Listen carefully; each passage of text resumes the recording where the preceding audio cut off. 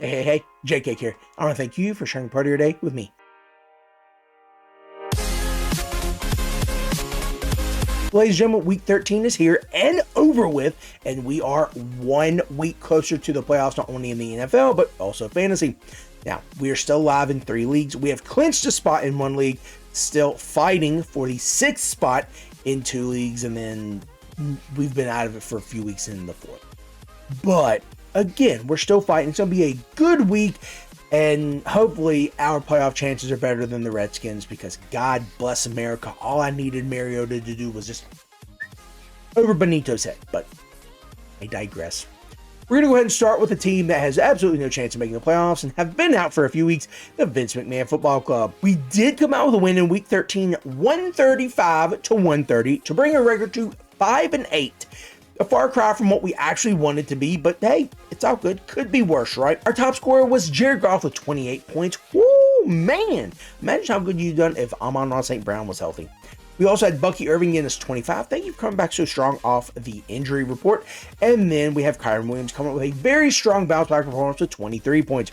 On the other side, Troy Franklin, you got us 3 points, brother. Come on, man. We also had 2 points from Aaron Jones Sr. You're going to hear his name a few times in this episode. And then finally, the Lions defense got us -7. Oof. Now, what's even worse than that, had we lost, these 3 individuals who were on my bench, clearly sitting back, relaxing, all chill and cool, would have made me lose my mind. We sat David Montgomery, who would have gotten us 16 points. Okay. We sat Bam Knight, who would have gotten us 22 points. Ooh, okay. We sat the Dolphins defense that would have gotten us 18. Ooh. Now, as we move to the adds and drops, you'll see why I'm just so flabbergasted as to why we started the Lions defense, because my only ad for the week was the Dolphins defense. We added them and then didn't even play them. What? Anyways, the drops include the Dallas defense and Luke Musgrave. As we come to the end of the regular season, like we talked about before, we are 5-8, 7th overall. That means we did not make the playoffs, but we are in the consolation bracket. That means we get to play the same team we beat in week 13. Cool. So if we win that over this 2-week span, we move to the winners round of the consolation bracket. So kind of like, good job, you did good. Now play some more and you're still not a real winner. So yeah, something else that was super frustrating about this league was the fact that we were projected to finish 3rd to start the season. That did not happen. Now, a lot of that was because of injury, but again, everyone had injuries, so can't make excuses.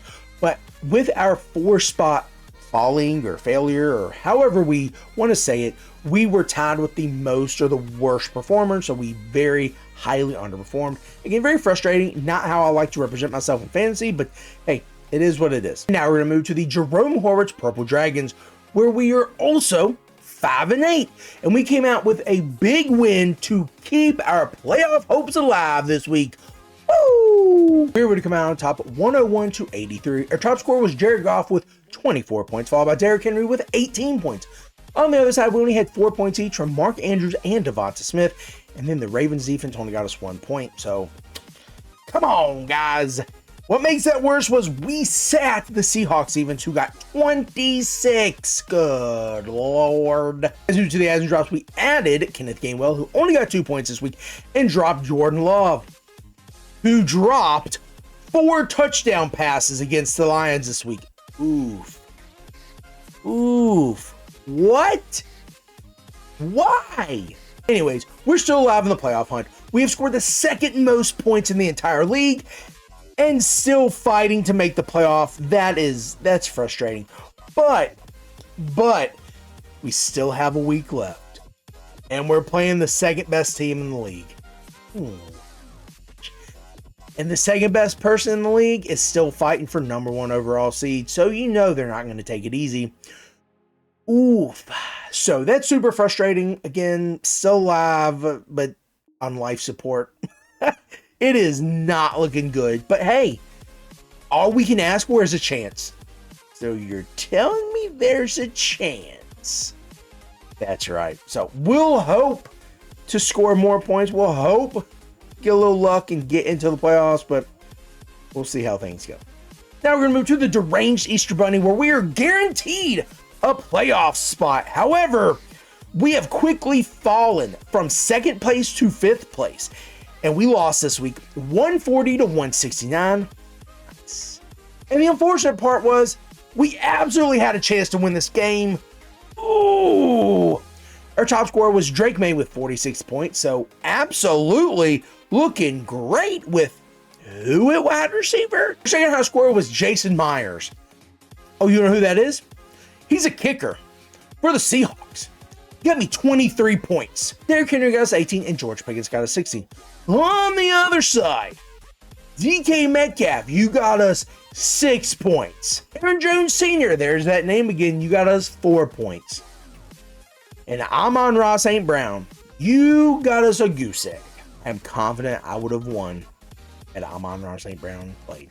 I bet he would have absolutely given me the win.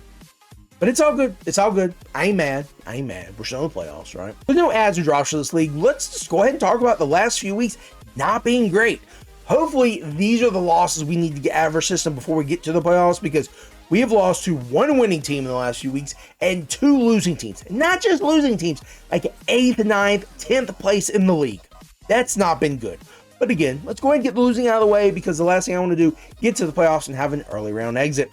Now we're going to move on over to the party time, party boys. And as you can assume, since we are out in one league, in one league, and still fighting in 2 leagues, this is the last league, and we're still fighting for a playoff spot. Luckily, we had a pretty easy win this week, 125 to 50. Yep, the guy's just not trying. I don't know why, but he's just not trying. So, I guess, again, easy win for us, right? Our top scorer was Trey McBride with 22, followed by Mr. Kyron Williams with 21, and Jared Goff with 20. On the other side, Michael Wilson only got us 6 points, but Marvin Harrison Jr. is back, and he ate up targets along with Trey McBride. So, we figured, however, it's nice to know that Wilson can go off. Also, Ricky Pearsall Jr. got us 3 points. What are you doing, 25 Cent?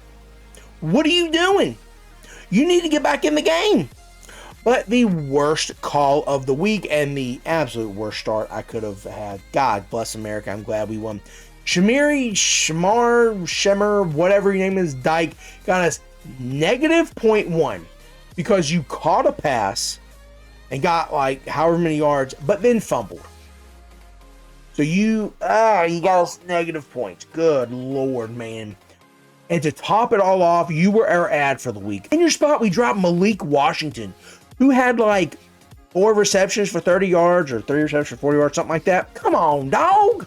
You're like the guy in the offense, right? I think. I don't know. It's a terrible offense. Anyway, we're still alive. We're going against the 10th ranked team in the league, and we know how to do against bad teams. Hopefully, we're able to pull out this win, because if we win, we're in. It's that simple. I guess the only way we would be able to get help is if everyone else lost, and everyone else we needed to lose who were fighting for our same spot for 6th spot lost. But I mean, I'm not going to bank on that. So let's just win and know that we're in. Look, man, at 6-7, finishing 500 and making the playoffs is perfect with me. As again, once we get to the playoffs, anything is possible, right? As I do it for the recaps, now let's talk about the people I think you should add. If you're in a PPR league and in need of help at the tight end position, Zach Ertz. He is a magnet for passes from the quarterback, regardless if it's Mariota, or if it's Jane Daniels, or whoever else they bring in. He is the safety blanket. However, he is going to be marred by that drop in the end zone last week. I still love you, Zach Ertz, but man, just catch that bad boy. Anyways, I'm going to stick with the Redskins and say that you should pick up their defense. They've been decent. They haven't been sexy all year, but they're going against a very subpar Vikings offense, and holy cow, if they have that Brosmer, whatever his name is again, keep him in. Keep that guy in so we can win a game. Headed back to pass catchers and looking at Green Bay, Dontavion Wicks. Got a lot of attention from Jordan Love this past week. 2 touchdowns against, a savvy defense. A much tougher defense. Should you say that about the Bears? Tough defense. Come back to Mike Brown, Urlacher, Roosevelt, Colvin, all those guys. Anyway, I think he's going to be able to do some decent stuff, especially with Christian Wilkins or Watkins, whatever his name is, taking the top off. Luke Musgrave isn't sexy, but if you have Emmanuel Wilson in or Mr. Josh Jacobs in, they're going to be a big pass catch. He could get open a little bit, right? So if you're desperate, look for him. The last pass catcher I think you should look at is Jaden Higgins. He has continued his upward trajectory with CJ Stroud at the helm, and in a very high-scoring matchup I think it's going to be this upcoming week against the Kansas City Chiefs. I think Higgins is going to continue to go off, especially with Nico Collins taking a lot of the attention away.